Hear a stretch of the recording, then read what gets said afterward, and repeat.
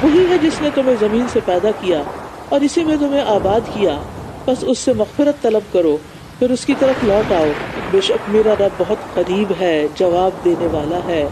ان ربی قریب مجیب، قریب ہم سے اپنے علم کے ساتھ ہے، اپنی قدرت کے لحاظ سے ہے، اور مجیب دعاؤں کا قبول کرنے والا ہے۔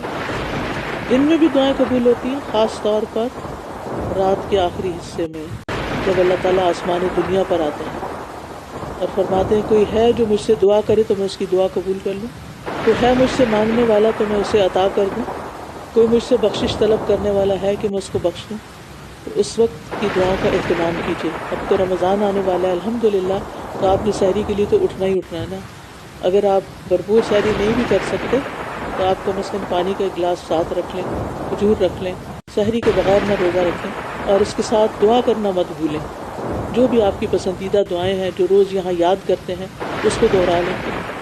وہ کہنے لگے اے صالح، اس سے پہلے تو تم ہمارے درمیان ایسے نوجوان تھے جس سے بہت سی امیدیں وابستہ تھیں، کیا تم ہمیں ان بتوں سے روکتے ہو جن کی عبادت ہمارے آباء و اجداد کرتے رہے، اور ہم تو اس دین کے بارے میں جس کی طرف تم ہمیں بلاتے ہو بے چین کر دینے والے شک میں مبتلا ہیں۔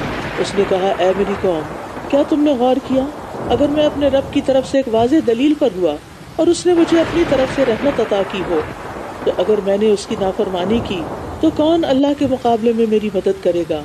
پھر تو مجھے اور ہی زیادہ نقصان میں ڈال دو گے۔ اور اے میری قوم، یہ اللہ کی اونٹنی تمہارے لیے ایک نشانی ہے، بس اسے چھوڑ دو کہ یہ اللہ کی زمین میں چرتی پھرے، اور تم اسے برے ارادے سے ہاتھ مت لگانا ورنہ تمہیں فوری عذاب پکڑ لے گا۔ پھر بھی انہوں نے اس کی کونچیں کاٹ ڈالی، تو اس نے کہا اب تم اپنے گھروں میں 3 دن تک فائدہ اٹھا لو، یہ ایسا وعدہ ہے جو جھوٹا ہونے والا نہیں۔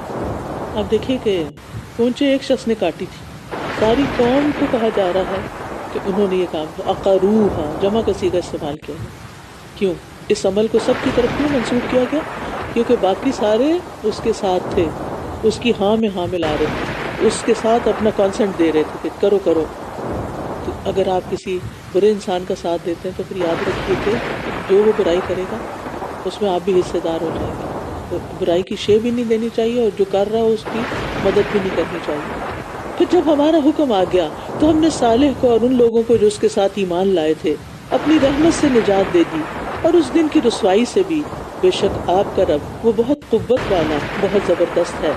اور جن لوگوں نے ظلم کیا تھا انہیں ایک چنگھاڑ نے پکڑ لیا تو وہ اپنے گھروں میں اوندھے منہ پڑے رہ گئے، ایسے کہ گویا وہ کبھی ان میں بسے ہی نہ تھے۔ سنو، بے شک سمود نے اپنے رب کی ناشکری کی، سنو دوری ہے سمود کے لیے۔